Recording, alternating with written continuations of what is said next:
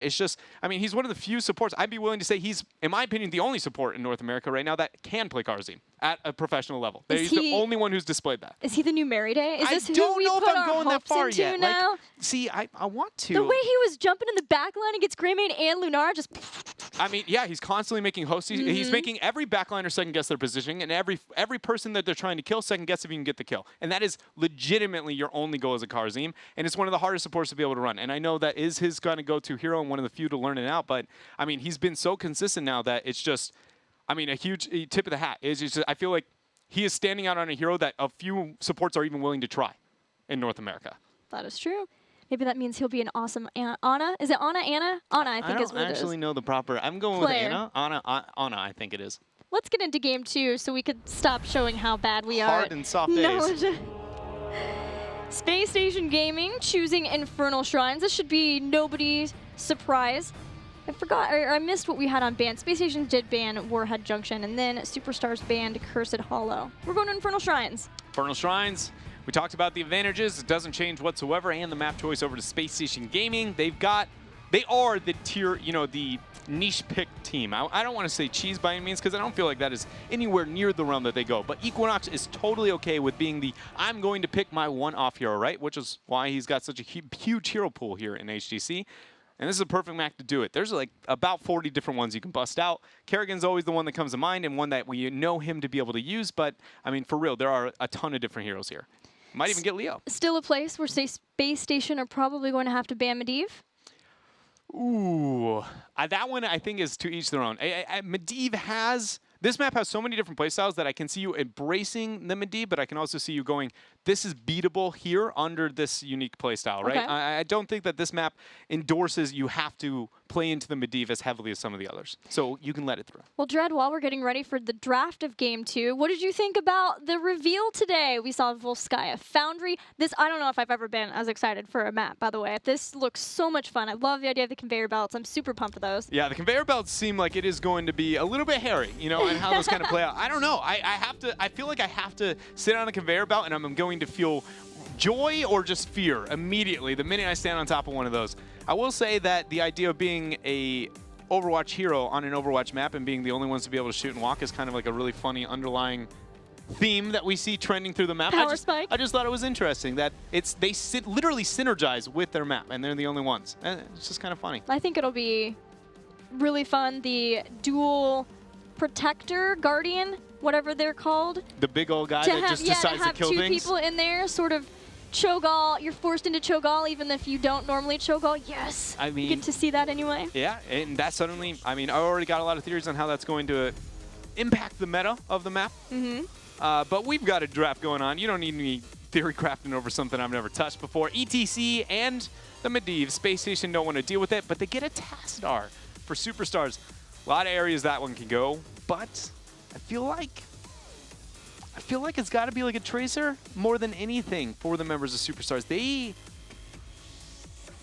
are not your melee assassin team, and Tassadar plays into melee assassins. Other than long sustaining, other than like a Leo dot composition, Tassadar doesn't really stand out there. So it's not that Tassadar's a poor pick, it's just more Superstars. This doesn't play into your strengths typically, and is a bit of a concern. Superstars have only played 2 Infernal Shrines games, and when they can't get Medivh, then they will opt into Tassadar. And they've paired it with a Lunara, so still some sort of auto-attacking type hero. Right? Yeah. Yeah, but see, that'd be totally fine as long as the Leoric's there. I feel like it can really make up for that. Again, kind of Tomb-esque of old Valencia era strategy that we saw busted out with the support list using the solo Tassadar. Just kind of getting that, not the exact same because that one's a little bit wild and map specific, but you can get the same general idea between this, oh, we have a lot of targets that are hard to kill, individually self-sustaining, and in the long run, our Lunara is going to be a major problem if you can't get on top of her. Just like last game. Yeah, exactly. And so, I wouldn't hate that direction. Works pretty well on Infernal Shrines too. The SpaceStation have 2 heroes great for Infernal Shrines. They have Dahaka, who will be able to soak multiple lanes, try to go back and forth, and then stalk in when needed at the Shrine. Greymane, amazing at Shrine Clear, great for the Siege along with the Punisher too. And really just a hero that highly contested between Superstars and SpaceStation. Is a flexible hero. We know that there are 3 different players on SpaceStation Gaming who could command Greymane. But Superstars get their Arthas this time, and then they're going to follow up with Vala to go along with the Tassadar. So a little less about the poisons, more about the direct damage that she can do. What does that Arthas high pick, does that say anything to you at all, just for Superstars? Because for me, feels like we got ourselves, it's got to be either Kerrigan or an Illinois. One of those two, I feel like. With the melee assassin situation, with having the Tassadar high priority, the Arthas seems a little bit high out of priority, considering the melee meta and the warrior meta is nowhere near Arthas dominant as it used to be. Well, for Superstars, because they have Stray and Airho, you just think to it's gotta me be it a just priority? stands out. Yeah, it's a priority. They want to have Arthas for somewhere. They Okay. just don't need to lock down who is playing it yet. And so it gives them sort of the flexibility that I just mentioned for Greymane and SpaceStation Gaming. But Arthas and Malthael together would be very scary to deal with, and Malthael is one of the few melee assassins that Superstars has been willing to deal with. So SpaceStation are going to make sure that there's no slow to go along with Malthael getting on top of you and never letting you go. And I also appreciate the shift from the false set into the Garrosh too with the Malthael ban. It kind of indicates that the members of SpaceStation maybe don't have as much desire to go into the false set as it is a soft counter. So it is a nice, just realizing, interpreting what your opponent's ban is, indicating what that might want them to pick, and then banning appropriately. Heads up here for Superstars. Yeah, especially if Superstars always planned on having Arthas, and then they've already banned ETC and now can follow that up with Garrosh. They've put a lot of focus into Casanova and maybe trying to check out and see, is Casanova as strong when he's not on his most prioritized hero of Part 2? He's now 9-3 with his ETC. He is a strong ETC player, which is kind of cool to talk about since Casanova is only a warrior player as of Phase 2. Yeah. ETC just really is coming in for the first time, and so maybe it is that he didn't have to adapt any of the differences of ETC before. But they'll get Johanna. Okay. And an Uther. Johanna's still shown, even without the ETC here. It is a map where the macro pressure can be applied effectively. It's not as kind of confusing as we saw over the Battlefield of Eternity of the last game. And then they have themselves an Uther. So really not committed to too much, even with the composition of going 4 picks deep here for SpaceStation Gaming. They have a few different ways that they can play it, and I feel like that last pick, depending on how bold it is, could be a really cool kind of switch up in intent of the draft for them. On the other side, though, who is the Tassadar target? Is there a Tassadar target? Is it just Vala for Superstars? I really would enjoy like a, I don't know if Vala's solo damage is good enough to be able to get away with it in this type of composition, but again, into that Leo something to aid with Arthas's maybe struggle of initiation. There's a Rhaegar and a Varian. Oh, man. Oh, man. I don't think that's going to be your standard Varian, but I could be wrong. Yeah, I don't think so either. Okay, I'm just trying to make sure I'm crazy here. Varian... 0 changes. Yeah, okay, so I was just going to say, did I miss the patch note where Varian got changed and is a monster now or something? Nope. There's no taunt target on the other side. The patch that we instated this weekend is just the 4 reworks and then Kel'Thuzad, who will be available next week. Throwing out the chains. AKA Zod. Is that what we just call him, Zod? Cooldown. Cooldown. Last pick for SpaceStation. Safe pick. Slow, stalled out. Team fighting for SpaceStation Gaming across the board. A lot of really good poke from them. I'm still stuck on the Varian. It's hard for me to think beyond what is this Varian?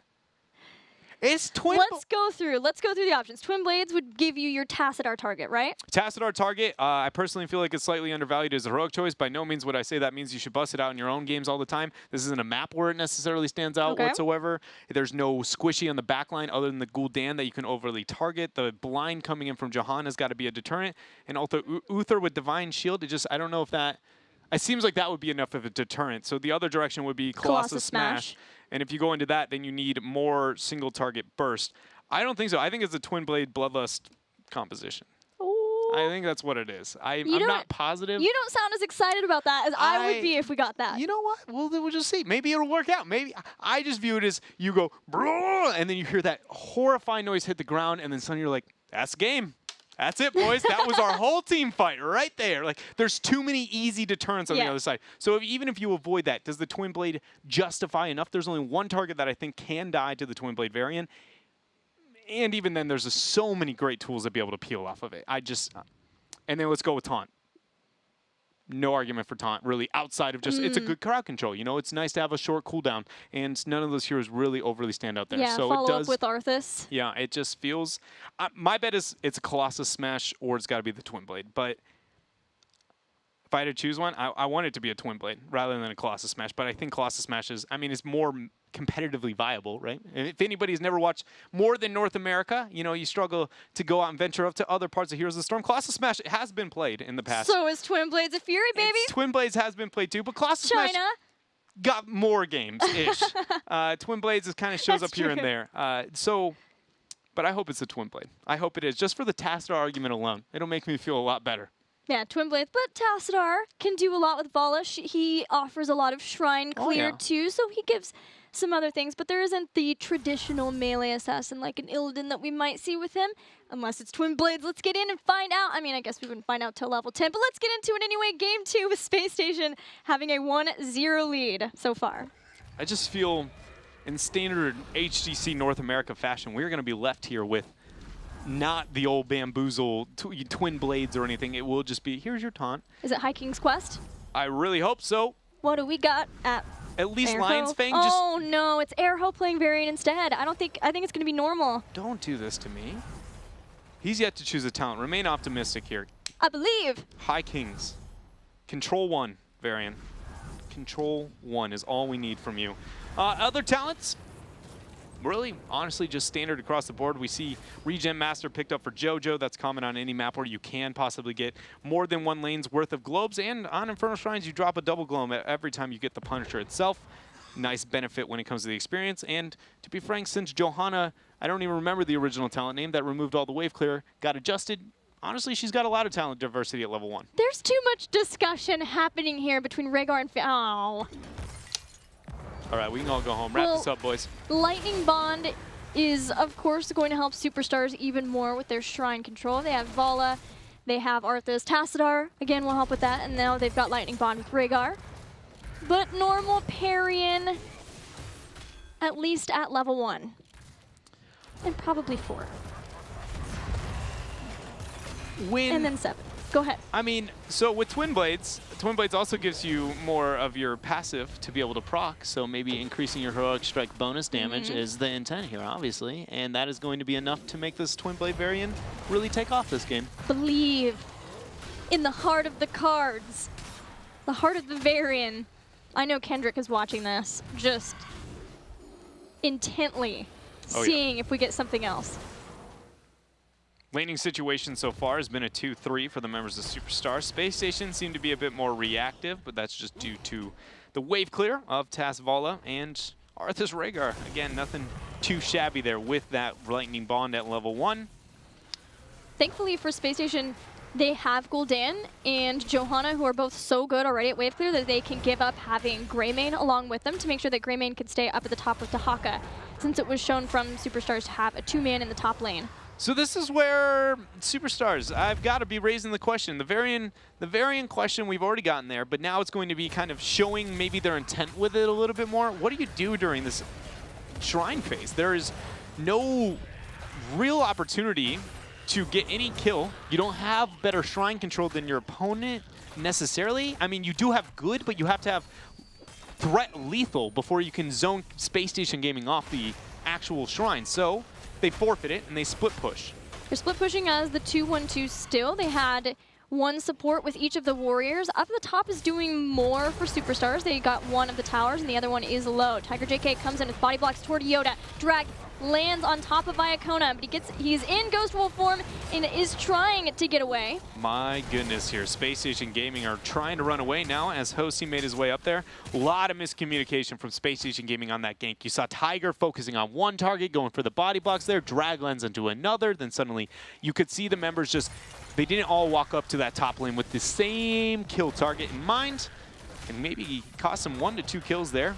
But SpaceStation Gaming, they're fine. They've got themselves this Punisher. They retreat on out. They will lock it down as it's going to siege through mid. Superstars has to be thankful, though, that really this game hasn't gotten, experience in the favor of SpaceStation Gaming quite heavily, and it's not like they are too afraid of what a first Punisher can do. Yeah, not yet. Depends how much SpaceStation can get done here, but that wall, SpaceStation are moving past the towers and are moving along with the Punisher. This is a deep dive when a fort is still has all of its ammo, and the Punisher can be dealt with really fast. But it was effectively done. Perfect transition. Second time SpaceStation Gaming has actually displayed that through this series. The first time was on bottom when I was questioning if they would move past the keep and go for the core. You saw them, they didn't threaten the core, but they were willing to question, is anybody going to make a mistake? Then when they realized they wouldn't, they immediately all walked away. SpaceStation Gaming is still showing some really positive trends when it comes to decision-making and synergy, even since the transition or pickup of Equinox on this roster. So it's really cool to kind of see that from them. And to be honest, I feel like those small things right there from them are a lot of the reason they have the upper hand here over over Superstars. Only once so far we messed it up. And I didn't even get all the way through, so I think we're doing good. I blame that one to you. No, you corrected You're right, yourself. That's me. We're all right. I think I did it in game 1, so we'll say we're even. Even SpaceStation to get wins over teams we weren't expecting, if not in a series, in games, is that lethality, right? SpaceStation started once they had Equinox being known as the team who won off of, quote, insane core calls, according to Equinox. They just don't want to have to be totally reliant on that, but that lethality shows through. Now, it's nice to see that it's more than just when it comes to their core calls. It's even like right here. Iconed. Well, there's no way out of that. No, there's no way out of that one. He was just all kinds of surrounded. He goes down. Cam goes over to SpaceStation Gaming. Oh, man. Arthas, though, meanwhile, has had pretty good free reign there up over the top lane. Sadly, Arthas is not your split push hero in the same manner you'd like. But he's going to get the well.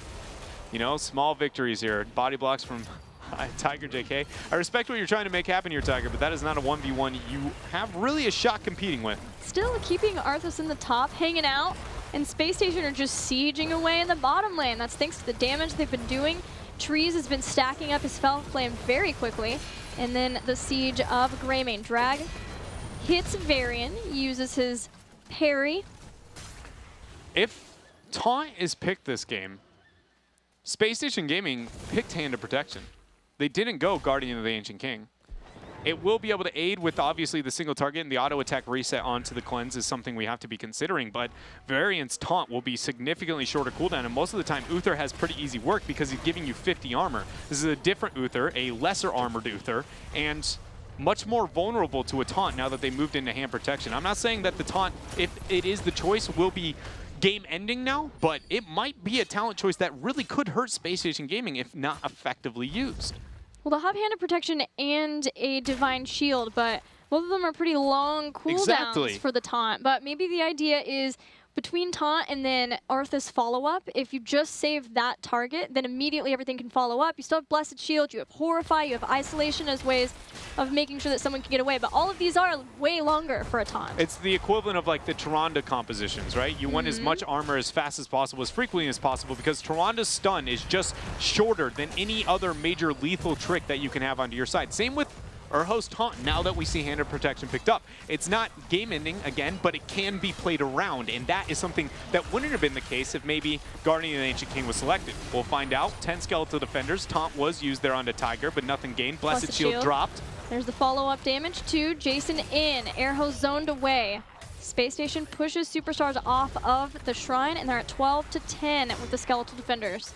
Force wall attempt there, not able to zone out Jason as Urho. He's zoning trees, which is really their only shrine control. This is a very big win for Superstars, and they're making this Varian work so far. Jason has had to use his essence. Drag lands on Urho. Follow-up stun is there too, but this is the reason that you have the parry build of Urho. He is fine, whereas Jason is falling. Taunt is up, but he's going to drop it. No, Casanova's just out of range. Now he gets feared. He gets dragged. Sray keeps himself alive. Very little mana. Urho kites away. Isolation is dropped, but the force wall from Hosty is enough to keep him alive, even dropping out the autos to slow him down. Hosty, the true support Tassadar here, with force walls like no other. Superstars is still falling behind SpaceStation though. They've got a taunt with so much much damage hitting Jason. Divine Shield has to be used to keep him alive as he runs up and tries to get the last few skeletal defenders. They get the last skeletal defender, and that is going to be leaping onto Superstars in a few seconds. They can't retreat away from this. Condemn goes down onto Yoda. They're trying to get the punishment there. Equinox, he lives with the no, said that a bit too soon. Sidestorm drop from Hosty. Another great force wall. There's that leap we were talking about a bit before, but at this point, there's so many kills, it's not going to matter. Tiger's out, Punisher's alive, and Superstars gained so much over the past minute here that they are in a prime position to kind of overcome SpaceStation Gaming now. Yeah, Superstars had the slow pacing of the fight at their disposal. Between the Tassadar shield, Kala's embrace for the extra lifesteal, and then the ability for Arthas to keep himself alive. We saw how many times that parry build, the protection that Varian provided to himself. There's just so many ways for Superstars to make it through damage until eventually somebody is found with a taunt. And that time, it happened to be Jason. It could be anybody else, really. They also moved into a situation where between Jason and the overall damage output between the double warriors and the front lines, having a double dot, because I've talked a lot about poke sustaining style compositions and strategies that you can get away with here. SpaceStation Gaming, when they picked that Cooldown last, I automatically was like, okay, they're going for that sustained team fight, and the Jojo Dahaka can actually get away with that if they don't go isolation. They've gone isolation. They no longer have as effective sustaining long team fight, and then now Urho has multiple cases of being able to get a taunt, which is a hand of protection Uther on the other side. It's just now that is back-to-back talent choices for SpaceStation that, again, doesn't count them out, but I do feel like it was a pretty big risk in this game, and Superstars debatably is in it because of those. Yeah, a lot of the times that we've been seeing isolation picked over adaptation, it's when Dahaka's against a Malthael, and Malthael has Touch of Death to reduce healing, and Varian has that opportunity too with Mortal Strike, but it's not just flick, right? You have to know that you've got Heroic Strike up to reduce that too, and the parry build does help with that, but it is still less of a sustainability for Jason, and using his essence early on in that fight ended up coming back to haunt him because of the follow-up taunt, and even things like we just saw a force wall make Johanna use Iron Skin. Those are all problems when you know that a follow-up, oh, that was Blessed Shield not hitting. And we see Iron Forward of Momentum, Army of the Dead, everything used. Stray keeps himself alive. Now Trees is in a bad spot. Howling Blast, Brilliant Cleanse from Tiger. He's okay. Drag on Urho. Focus onto Johanna. Things are split. Nice force wall. Cursed Bullet is actually eaten by that Protect from Urho. He's got a taunt in number 13. Divine Shield used, and SpaceStation's out. Let's look at heroic ability timers. The biggest being Divine Shield used for SpaceStation. Otherwise, Cursed Bullet, Blessed Shield, fairly shorter ones. But Divine Shield will be the last one back up. Well, we've got a Shrine activating soon. We talked about taunt, and the two things to be able to deal with that. Divine Shield being used there now means Hands of Protection is the only thing left. I'm going to keep bringing it up as many times as these cooldowns keep getting used, because I really feel as if taunt is the thing separating here for Superstars. What was questionable now is just paying out so far. Dahaka's pressure up on top. It's a 5 versus 4 still here throughout mid, but the force wall, the slow, Tiger keeps himself alive. Plus Shield comes back in, Horrify afterward, immediately cleansed, and Ancestral Healing. Yoda lives through a lot of focus on him. Now the taunt onto Jason, he's gonna burrow down. 4-man Howling Blast from Stray over the wall, draws a clone, or a cleanse, but it is not necessary. Equinox hangs the wrist though, Flask gets himself a Vala, and Superstars, they're questioning if they can take this. A 1-for-1 trade with Dahaka, the one who fell for SpaceStation. So I'll have Brush Talk up. We've got a Shrine activated, or well, ready to activate whenever a team wants to go in, but it's SpaceStation who's closer to 16. Exactly. Superstars can't do much about this. If this is before the fight, they might have it a small window where they had the opportunity to initiate onto the skeletal defenders and get this fight before the 16 window, but that is gone. SpaceStation Gaming have now a huge advantage here throughout the skeletal defenders, 18 surplus. And then now with Superstars, they're going to panic, expect SpaceStation to back out, get some of that side soak. But the reduced cooldowns are in favor of Superstars except for Ancestral Healing and Divine Shield. Drag on Stray. He drops Icebound Fortitude and Army of the Dead. Protect used by Varian. There's going to be one strike. Oh, the clear is just far too much for SpaceStation. They get the Shrine just before getting 16. Superstars have to disengage. Blessed Shield was used again in that initiation from Casanova, so maybe that's something that Superstars can try and take advantage of again, especially if they get that 16 window. Using his enhanced agility. He's coming in hot. Equinox kept him. He's coming in. He gets through the mini waves. He survives. Horrify. Punisher will help on out with that. There's a kill, the first kill in the fight. And 16 talents here members of SpaceStation Gaming, they're going to want this keep, and it is very likely it's going to be theirs without that Arthas. The Ancestral Healing just came back online for the members of Superstars. I love how well that was done by SpaceStation. The dismount by Equinox so that Jason can come back in, knowing the Punisher was behind them, even using Horrify because they know the Punisher is along with them to try to follow up. The Force Wall nearly was able to save Arrow, but it just wasn't enough. SpaceStation with that 1 kill and the Punisher take out the first keep of Game 2. 2-level lead for SpaceStation Gaming. Dahaka up on top, prepping up that only fort remaining for the members of Superstars. And even worst case, SpaceStation, they're painting the map red. There is just, I mean, the world is really their oyster at this point in time. And they're making work of it. Where does Superstars come back, Gilly? How? How does that happen? Well, they're not too far behind, so they will still be able to get 16 and try to force a fight immediately. And it's been the talking point of this. They have lower cooldowns generally, so once they find someone in a rotation, they can force things so that SpaceStation get fairly low and then try to get a taunt.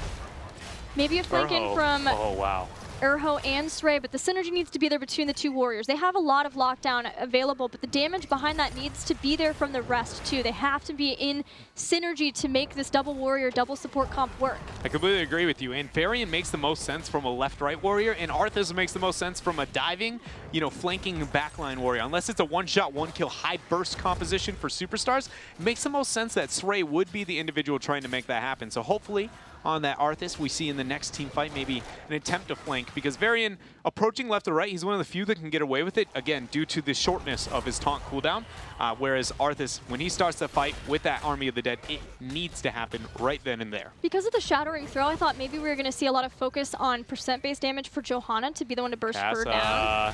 He gets taunted. She is caught. He's got Iron Skin and Divine Shield still, so we'll see if it's necessary. Taunts up in 11 seconds.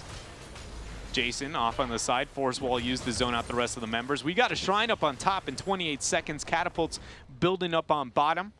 Superstars got to find something. So as I was saying with Shattering Throw, because you can do a ton of damage to her shielding once she uses Iron Skin, then afterward, I was wondering if maybe we were going to have Manticore and Hunger of the Wolf. We did get Hunger of the Wolf, so that can do some percent damage there. Force Wall. But with the Force Wall, Howling Blast. two were separated away. Force the Divine Shield, and now Casanova's in a terrible spot. Horrify is going to be used, but it only lands onto one. He drops a blind Force Will used, and that is Superstars finding themselves a JoJo. Jason's not done, though. He drags Urho, and he is just fine. One Task Shield, and that's all she wrote. There is pressure on the Superstars core, but it is not enough to be a problem here. That 40-second Johanna is a far bigger advantage for Superstars. Yeah, unfortunately for Superstars, the Shrine is in the top, and that pressure is all the way in the bottom lane. There is a global for SpaceStation still up in Dahaka, but it's just the sole catapult for now. So SpaceStation just needs to try to push where they can, get set up for their Storm tier talents at 20. They're choosing to push in that mid lane, and the nice thing for them is during that whole battle, they still got their Shaman before all the focus on Casanova. So the members of SpaceStation Gaming here realize things are grim here. With now Johanna, they're going to threaten onto the core. By no means is this them trying to end the game. They're actually just trying to bait time and Superstars back to the core. They were semi-successful. Anchoring is going to be Jason, very cleverly done there up above. To be honest, Superstars could have punished that a lot heavier, but I don't mind that they took the safe route in this type of situation, because if they failed, they end up losing that game just by picking a fight that close to their base, which SpaceStation Gaming, they understand, which is why we see them, you know, throwing out the invitations so close to that keepless lane. Have you seen a Shattering Throw versus Indestructible? Off the top of my head, I'm trying to think about how much this is going to get done. It's a lot. But Johanna focus has been working out for Superstars in the late game because of Force Walls. They can potentially get Force Barrier at 20. And then they have Shattering Throw. There's the Punisher, Superstars, or SpaceStation. There's mine. Take it down. Superstars moving into position, but without 20, it is frightful trying to siege versus this, especially with Horrify. Now there's Haunt too, so the increased duration and the vulnerability that goes along with that. If I'm Superstars though, I'm just like, well, yes, though Horrify traditionally does have one of the biggest 20 power spikes of any heroic upgrade in the game. It's not Demonic Circle. It's not Demonic Circle, and more importantly than anything, their Horrifies have just been on a different page between the Blessed Shield. How many times have we actually seen a Horrify go down and then people are running away? Very few times has that been the case, and normally you'd could say, well, that's cool. Then there's crowd control. They're stuck in the same little place, and I get the free damage output into them. But when you realize there are no slows, there are no roots sitting on the side of Space Station, that means somebody else is crowd controlling. Most of the time, that's been Blessed Shield, and they're stacking those heroics, unable to get a successful team fight. So what I'm saying here is, if they haven't made it happen in 18 minutes, why do I care about this vulnerability? It's unlikely to affect me in this game. And with Contagion taken, that is another point of potential anti-synergy between Horrify and Contagion. You want everyone grouped up so that you can hit Isolation on a lot of members for that multi-silence. See if Space Station can do it. The biggest thing, too, though, is that JoJo and Uther are essentially useless targets for the members of Superstars to focus between the Redemption and the Indestructible. It's very not cost-effective for them to make it happen. So Space Station Gaming now have essentially 3 warriors they can throw up. And that problem of the Dahaka not having, oh, wait a minute, not having his adaptation might not matter if Uther is taking too much damage for Space Station Gaming. That's a winning trade. And that's why Tiger's up in front. Trying to use that level 20 to their advantage before Superstars hits the same talent tier.